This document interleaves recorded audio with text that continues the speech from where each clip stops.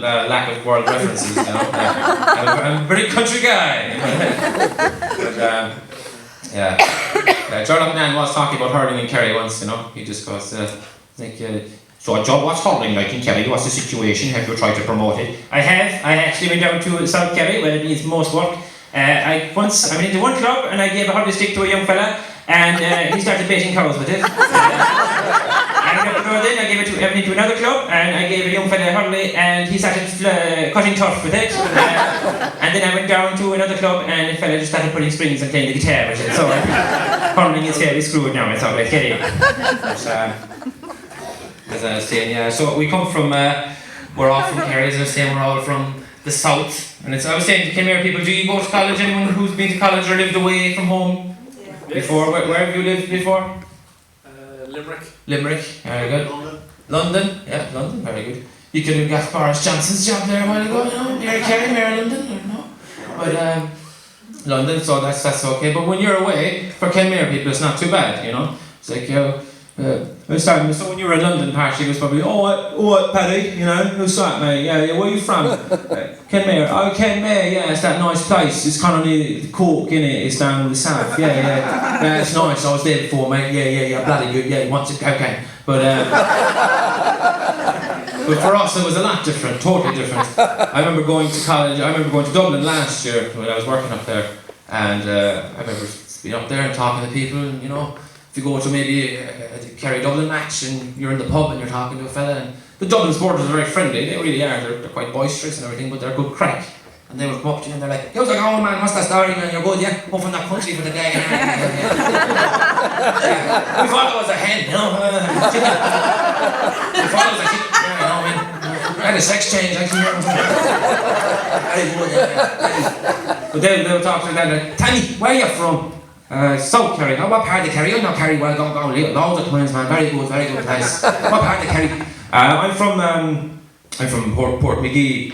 It's down southwest Kerry there. You know, it's kind of down there by Village Island, Carcevine area there. Oh yeah. Oh, okay, yeah. Is anyone there Tralee? I know. No. It's about an hour from there now. Right, yeah. David Killarney, is it? Oh no, it's about an hour from there now. Kenmare, here, country, come in that area, is it? No, it's about an hour from there. Bloody hell, man, sorry. You're from Dingle, West Kerry, Cork again, Apollo, Shay, Fungi, all that crack, We're actually 2 hours from there. It's like trying to tell the dyslexic students they're doing their protest outside Aldi and knock the dog, you know? That's why all the water charges are passing, everyone's outside Aldi. Like, alright, we'll build a super value, fine, you know? That's why there's no Aldi in Carcevine, I think.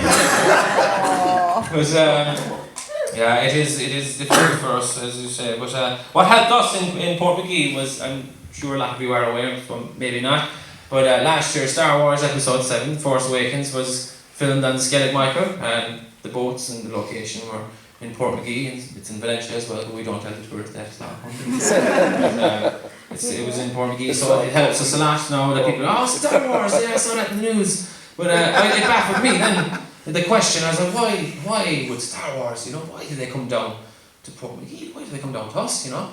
Jeez, they could have went down to Donegal, or they could have went anywhere, you know? And then it finally dawned on me that our village is the only place in the world where Chewbacca would be understood. You know, it's just, another point there, Chewie?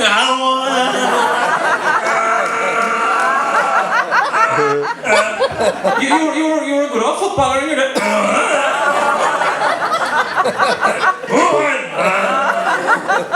yeah, but it did help, you know. But it was strange. Remember that when they were finished the filming on the Rock, they all came into the local pub, the British Bar, and they were sitting inside there, and all of us were going in, and not one of us had watched Star Wars. Load of film stars in here, yeah, very good. But there's always one fella in the community, isn't there, that watched Star Wars. That's one fella, you know. You know, the fella with the tattoos and the ring. He never played football. He watched our horse. You know. This fella, yeah. And he was, you know, we would say, do you know, we know your man Luke Skywalker. Is he here? Well, he's around here somewhere anyway. We'll get a picture of him anyway. We'll get, you know, we'll put it up on Facebook. We'll get a load of likes and all that. Be great. It'll be class. We'll find him. You know. Oh, don't worry. And he came into the bar anyway. We're like, oh, there he is. There he is. That's Mark Hamill. That's Luke Skywalker. He's in our bar. We're like, yeah, jeez, what will we do? Will we go up then? Will we move over or what? Like, no, jeez, don't we go over yet. When we see famous people, we don't go near them. That's an unwritten law. Leave them alone. Let me have a pint first. Okay. Have a pint first, and then we go over, and then, you know, like, okay, hey, have a pint. Then he's probably going to have a bite to eat. And then we go over. What do we say? I don't know. Say something anyway. Just say it. And then, on a heartbeat, out of nowhere, your man just got a dash of confidence. Out of nowhere, he just goes, what? Hi, Luke Skywalker, I'm your father. I was carrying away impossible. I was like, sorry, was that Gaelic? I had a notion of what was going on. But I did find it funny how the reporters were coming around. There was loads of journalists coming around and they were like, it is absolutely hopping here at Portmagee today. It's just, the buzz is amazing. And I was listening to this stuff on the radio going, really? And I just opened the door and I just see John Sullivan. Hello there. John, you know anything about this Star Wars track? What? Star Wars? I don't know. That's it. That was the buzz. That's the buzz every day for us, I think. But my God, it was the interesting thing about it was that there were sometimes people dressed up as the characters, you know. So people were dressed up as Luke Skywalker, or they were dressed, or Darth Vader, or they're Yoda, or they were, you know, coming around with costumes on. So people were kind of freaked out. But most people that were freaked out, most things that were freaked out were the animals, the cats and the dogs around the village, like, you know. Because you know, a country dog will look at you the same way as an old man, like, you know. Hello there, doggy. Holy hotel. You know? So they were getting all sorts of, they were totally freaked out with the scene, you know, just seeing people walk by, just going, you know, into their kennels and stuff. But my dog actually, you know, he was completely petrified by it. He didn't come out of the house at all. But my dog is, I'd be jealous of my dog anyway, so I don't really care. But anyone jealous of their dog? No? You don't, anyone here who has a dog? Mr. Shout, if you have a dog? Yeah! Very good. So what's your dog's name? Rolo. Yeah. Rolo. Right. Give me your last Rolo. Very good. Who else has a dog? James, what's your dog's name? Luna. Luna. Yeah. Very good. When there's a full moon, we could call her Luna. She's crazy. Man. She's crazy dog, especially the full moon. Very good. Sophia? Yeah, but I lost it. Did he get taken away in customs when you were coming over? He's just waiting at the airport. the internationals. Yeah. You had a big butt there. So we're going to have to... Oh no, it's a tiny dog. It's a tiny... So it doesn't count at all. You're only half a dog. It's just for your handbag, you know. Walking around the streets of Vilnius. Anyone else? Any dogs back here? Yeah, and what's your dog's name? Molly. Molly? You have Molly? Very good. And at the back? Betsy. What's that? Betsy. Fitzy. Betsy. Are you Scottish? Oh, very good. Love Scottish people. They're fantastic. Do you think Irish people drink Scots? They can drink. I love it. Who else has got a dog here? Anyone? Sailor. Sailor? Yeah. Hey, Joe, here. You're thinking of joining the Navy, Joe, are you?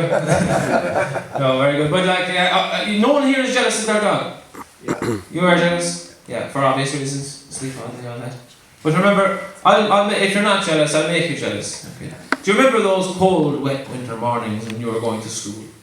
Say back around late 90s, early 90s for some of us. But you're walking down the stairs and you're walking down and you're going, oh God, it's pissing rain outside. Oh crap. Oh God, oh the bus is gone. Oh Oh God, I'm gonna have to come in now again. Oh God, no, Jesus. Oh God, breakfast is cold now and everything. Oh God, and what do you see curled up in his basket next to the fire? A cat. Only good old sheep. Oh! Huh. Oh, it's you. Off to school, I see. I'll see you in the afternoon. Yeah, my dog is from Northern Ireland, by the way. If you hadn't noticed, we got him. He was kind of a undercover dog. We kind of had to give him a house. I knew straight away there was something up with him. He, tiny little Celtic jersey, little balaclava. I've heard of dogs burying a bone, but not a whole skeleton. You didn't say nothing, boy. God almighty, yeah. But now we have a cat. We have a cat. Anyone have a cat? Yeah. I believe that the cats are pretty useless. They are the college students of the animal kingdom, aren't they? They sleep all day. They wake up in the night. You know what? I'm gonna go out and I'm gonna bring home a bird. And I'm gonna get the best looking bird out there. I'm gonna get a bird. What do they bring home? Rats. It's always that way, you know? But like you pick up with, like, it's like when you're playing with a little dog, like he's lovely, isn't he? He's like a little 5-year-old child after sugar rush. Hello there, how are you? Are you good, yeah? Oh yeah, very good. Wanna go for a spin in the car? Spin in the car? Geez, that's great, oh God, yeah. Do you know, you pick up a cat, it's like picking up a 13-year-old hormonal teenage daughter.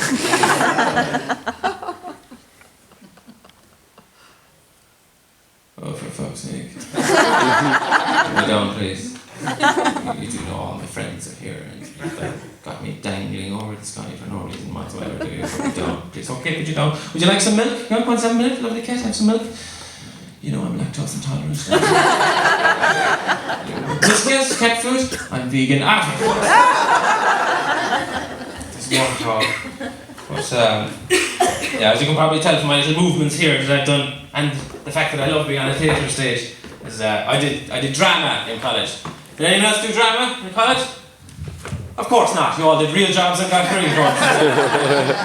Yeah. So I did arts. I did history and geography, and then I finished that, and I did acting, and now, obviously, I'm unemployed. And that's how it works in Ireland. But I will never forget trying to tell my father that I was going doing drama.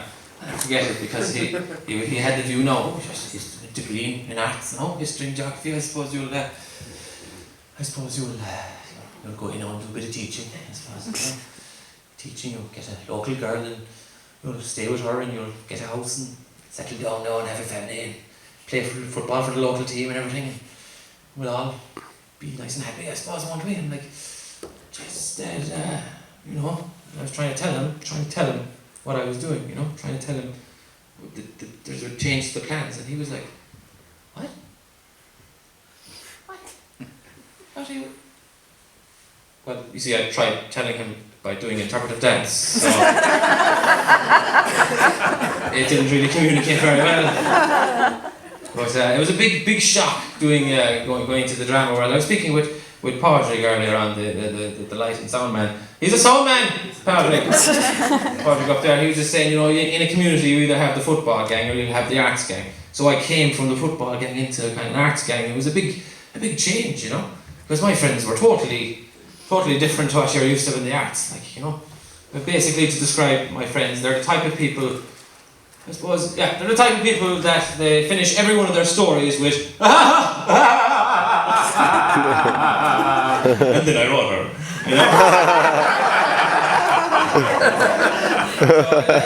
and then you go into the arts and it's like, yeah, I think I'm going to be a tree today, A fine tree, So it took a while to do that, but the worst, it had side effects. So when I went back to my GA friends after being in college with the arts people for so long, I kind of turned a bit theatrical myself, And they hated telling me stories. You never want to tell someone who does acting or any form of performing arts a story, because you don't want them telling you a story because it's just terrible, you know. It's like, hi Bernard, do you remember that night we went to Belfast and we were trying to get the taxi home and we accidentally walked into the Protestant part? Do you remember that? Do I remember it? I remember it like it was yesterday. Like it was yesterday. We were walking home, the sky was beginning to bruise, night was falling and we were forced to camp, you know. It just didn't really work out at all for us. But what really made it difficult for me was going back training, you know. Because going back training in football, I was kind of walking around the field like this. You know? I'm in here! Come here, hither! In box, let it! You, sir, are a heathen, you know? Not passing, but it was quite difficult, you know, even if I went out of position, they're like, Bernard, into the corner, excuse me, what, into the corner, go into the corner, excuse me. Stage left, yes, of course. But I became very bad. I said, who knows what's tracking back in Gaelic football? Could you explain, Jerry, I suppose you know it? It's following your man back down the field. Yeah, it is. It's following. So when your man goes up the field, you have to. Oh no, it's the worst thing in the world, actually, tracking back. You know, especially if you're a forward. But I couldn't track back. Could not track back, like, because I was trapped in the penalty box. You know. Just couldn't. For the life of me, get out. But sorry, I'm gonna have a sup of water. You won't let me that. Are you having a good time so far? Hooray! Are you going for a few drinks later on? Yeah. Oh yeah. I can't, I'm driving. Unfortunately. You're in Kerry, you're alright. Tomorrow morning I'm ready to go. Drink driving's a big problem on the radio, Kerry. Here in Kerry. It's a disgrace, isn't it? Terrible. Terrible. We're alright, it's it. But I'm drunk right now. But with the drama, it was great. I went over to the United States. Anyone been to the United States? Hooray! Any Americans in? What? Any Americans in the back? No. No. Okay, that's fine. Very good. They're out sightseeing. This is a pretty dismal sight, though, to be honest. I've been to America, fantastic country. I would say it's a really good country, great land of opportunity. I went to New York City 3 years ago. Anyone been to New York? Yeah. Lovely city. It is the city of irony, I believe it is. Yes, city of irony. You know, see some crazy stuff there. I once saw a tow truck towing a tow truck. You know? Toe on toe. Oh God, that was definitely the craziest thing that I saw. It was one night, I was just minding my own business outside. This is back when I was smoking, back when I was unhealthy. Now I'm really healthy, you know, kettlebells, all that stuff. But I was just outside the bar, just smoking a cigarette and having just looking into the abyss, you know. Oh, it's alright, you know. It's alright, no. And I saw in the just across the street this Latin American man, and he was on a payphone.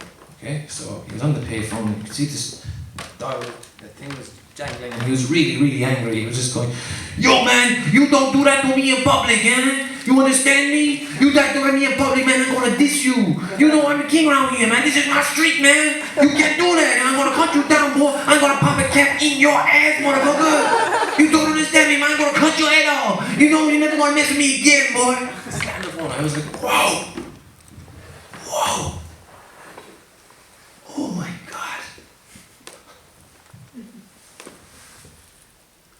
He's using a payphone.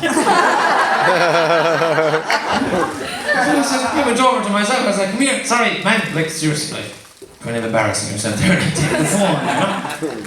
Pulls out a gun on me, like, and he just goes, "You dissing me in my street too?" I'm like, "Oh, you can't afford a phone, so you can hardly afford bullets for that gun now, I suppose." And he got really, really pissed off. And he's like, "Look, I'm sorry. I'm Irish. I'm kind of drunk. I was just having the crack. Sorry, I misread the situation entirely. Sure, look, we'll forget about it. We'll come in for a drink, will you? We'll come in for a drink. Come on, I'm only over for the summer anyway. I'm working here, it's a bit of crack, you know? A bit of racket here on the building sites and stuff. It's cold, but it's dry. A fine stretch in the evening. I'm going to Australia in a few months. This country's got to fuck.